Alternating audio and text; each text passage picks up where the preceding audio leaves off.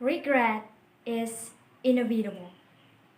Every choices we have chosen bring their own regret. But minimizing the regret is not an impossible thing to do. Most of things are according to our own perception of it. So, Assalamualaikum warahmatullahi wabarakatuh and good afternoon everybody. I'm Siti Fadilah from Senior High School 3 MANDAU. So, talking about regret, the last 2 years are full of regret for me. My friends and I spent our last year in junior high school not seeing each other. We studied from home, and the only one thing that I can remember is the last examination. But it was so boring because even though my classmates and I were at the same room, we didn't get used to interact each other at that time. And even after I joined senior high school, we still had an online learning for a few months. And I can say, there's nothing special happened between me and my friend. And it's not a really good situation to remember.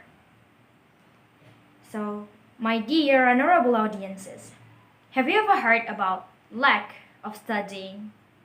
Yeah, this is the biggest problem that came from online learning. But how? How can this online learning make us feel this lack of studying? I try to think of this, and the only one conclusion that I have collected is it happened at the transition term. I was still the second grade of junior high school at that time. And there are so many schools material that's not explained yet. But our teacher need to adapt it with the new way of teaching. They had to learn how to use Zoom, Google Meeting, Google Classroom, Google Form, and other applications that they never used before. It's not an easy thing to do, especially for the senior teacher. But ready or not, they had to face it. So I would like to express my gratitude to all the teachers in Indonesia. Thank you so much for your hard work, and thank you so much for being a really great example for us.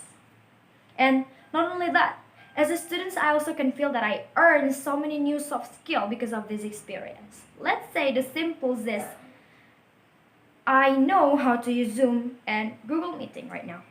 And the things that I like the most is I found so many YouTube channels that can help me study the material that I didn't understand yet.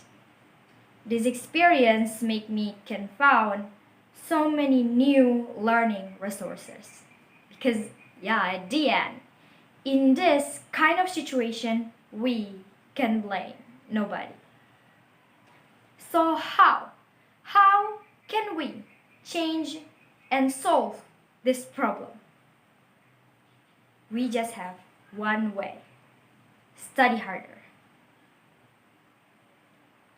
Even though the pandemic made me couldn't hang out with my friends, it also made me have more time to do self-talk.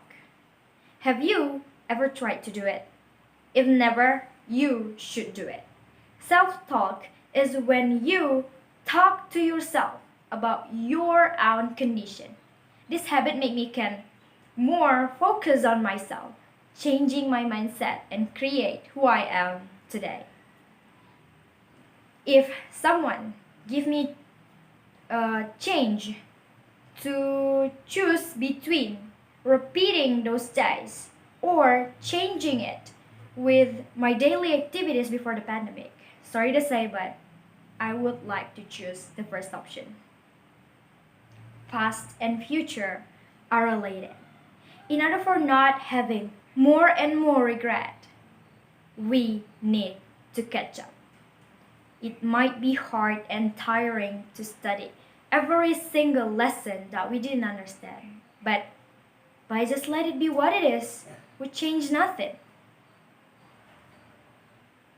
At least, if you don't want to study, find your dream and passion and start to focus on it. Complaining about current situation without even try to change them is a useless thing to do. But please, don't take this too serious.